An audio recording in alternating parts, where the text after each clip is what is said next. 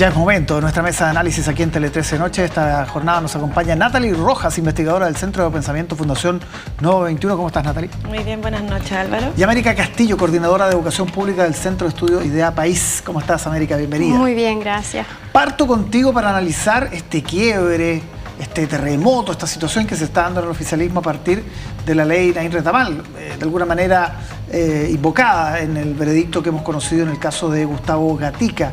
Esto ha generado que el Partido Socialista, como conversábamos recién con su presidenta, haya congelado relaciones con el Frente Amplio y el Partido Comunista a propósito de la deslealtad que ellos mencionan con las críticas que hicieron a partir de la aprobación del proyecto. ¿Cómo analizas esta crisis?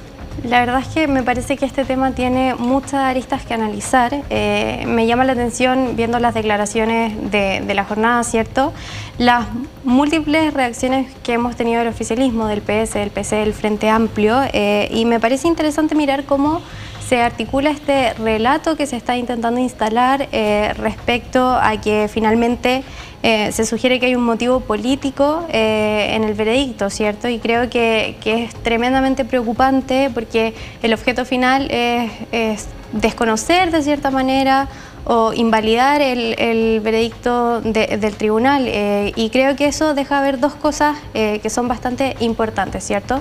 En primer lugar, el problema frente a la ambigüedad que vemos en la izquierda en general para aproximarse a materias de seguridad y orden público, de la mano de eso la contradicción que vemos en sus discursos de campaña, incluso con su actuar. Yo la verdad es que coincido con algunas cosas que mencionaba la senadora hace un rato respecto a que finalmente aquí es algo que, si bien el gobierno no presentó en un inicio, después presenta indicaciones, finalmente quienes no se abstienen de votar es el Frente Amplio, el PS se cuadra con el gobierno, entonces aquí hay todo un contexto. Y en segundo lugar, me parece interesante mirar cómo se va a articular la oposición en los próximos 4 años, ¿cierto? Finalmente, ¿quién la va a liderar? ¿Va a ser Janet Jara en el Partido Comunista? ¿Va a ser el expresidente en ese entonces, Gabriel Boric? ¿Y qué tipo de oposición van a hacer? Y yo, si soy muy honesta, creo que el comportamiento que hemos visto tanto el Frente Amplio como el Partido Comunista en estas últimas horas dicen mucho de cómo va a ser su actuar en los próximos 4 años. ¿Cómo se ve esta crisis desde el Frente Amplio, Natalia? A mí me parece que las declaraciones del Partido Socialista están dramatizando una jornada que, por supuesto, que tiene mucho para indignar a quienes pertenecen y son parlamentarios y parlamentarias del oficialismo. O sea, vimos un fallo que tiene una serie de flancos que se abren, sobre todo por lo que es la justicia chilena y cómo se entiende de aquí en adelante.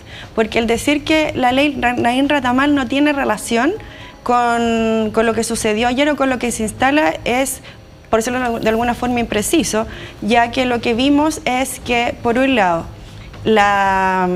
antes, cuando había que juzgar a un informado por ejercer, por ejemplo, bastaba con que se demostrara que ejercía, ¿cierto? Había ejercido un mal uso de la violencia o de su poder, ¿cierto?, para ser juzgado. Ahora, producto de esta ley, ¿cierto?, hay que comprobar además que ha ido en contra, ¿cierto?, de los procesos. Entonces, ¿qué es lo que pasa? Ayer el tribunal dijo sí. Se comprobó que está comprobado y probado que Claudio Crespo disparó contra Gustavo Gatica. Sí, está comprobado que ese disparo dejó ciego a Gustavo Gatica, pero lo que no se pudo comprobar es que no se cumple, ¿cierto?, el reglamento que tiene Carabineros. Entonces, por eso, supuestamente, no habría delito y habría quedado libre. Entonces, ese estándar en donde se empieza... cuando tenemos una ley que de aquí en más lo que va a hacer es, si alguien va a protestar y un informado lo deja ciego, llega un manto legal, ¿cierto?, de protección, y eso es lo preocupante y eso es lo que ha indignado al sector completo, y que no tiene nada que ver, ¿cierto?, con una pelea política. Eso es algo, pero por supuesto, porque hay una autocrítica, porque al ver, ¿cierto?, la aplicación concreta de cómo queda este fallo, es absolutamente preocupante e indignante, porque por supuesto que tiene que ver, porque el tribunal, ¿qué dijeron cuando se estaba leyendo el fallo? a lo que se citó fue al artículo del Código Penal 10, numeral 6, que es justamente la que se agrega, ¿cierto?, con la ley Retamal, o si no hubiese premiado, si hubiese citado al artículo 10, numeral 4, que es la de protección de la defensa común. Entonces, bajo esa figura, y lo que desata es que viene la indignación parlamentaria, porque justamente se ha hablado y se ha citado por diferentes personas desde de la opiniología política, el que así se va a comportar la oposición. Por supuesto que si hay ciertas leyes, si hay ciertos procesos que van a afectar a la población chilena, por supuesto que es legítimo manifestarse en contra. Ahora, yo creo que, volviendo a la pregunta inicial de qué pasa con el Partido Socialista, me parece que sacar, ¿cierto?, la preocupación en torno a un fallo que es absolutamente complejo, porque el caso de Gustavo Gatica indignó a la población completa, se quede, ¿cierto?, en una pelea más pequeña y que se haga de esto una pelea de egos de partidos y no lo que realmente es, que es indignación porque hay una ley que es profundamente problemática y no tiene que ver con no estar preocupados por la seguridad, porque por supuesto que nos preocupa. Aquí lo que tiene que ver es que hay una ley que resulta profundamente compleja y peligrosa, no solo para los fallos de los tribunales, sino también para la democracia misma. Natalia, ¿cómo se vislumbra, digamos, la situación de la oposición o de las oposiciones una vez que asuma José Antonio Kast el próximo 11 de marzo? Antes de responder eso, creo que también es importante, ya que estamos hablando de los hechos del caso de Gustavo Gatica, me parece que también es justo hablar de que en este veredicto también se menciona que finalmente Gustavo era parte de una protesta que no era pacífica, porque él estaba dentro de los manifestantes que no eran pacíficos. Se prueba que tenía una piedra en su mano y que era parte de algo que era masivo, organizado y potencialmente letal para Carabineros de Chile. Entonces, claro, creo que también ahí hay un marco. En el caso de las oposiciones, yo creo que es un poco lo que comentábamos, ¿cierto? Yo la verdad es que espero que haya una oposición que sea dialogante, pero creo que con esta seguidilla de acciones que ha tomado el presidente, que ha tomado el sector del presidente Gabriel Boric, ya sea el Frente Amplio, el Partido Comunista y otras fuerzas aliadas, no veo tanta esperanza en eso. Creo que hasta ahora la verdad es que hemos visto un comportamiento que está mucho más ligado a ser una oposición que va a volver a levantar protestas sociales, más allá de demandas que puedan ser necesarias o que uno considere razonable para promover una agenda política. Natalia, y la postura que ha tomado el gobierno, el presidente ya decía, esto no fue iniciativa del gobierno, nosotros tomamos algo que había en el Congreso, lo impulsamos, pero ahora la senadora Boanoche dice, bueno, acá el gobierno nos pidió que votáramos a favor, incluso se hicieron indicaciones.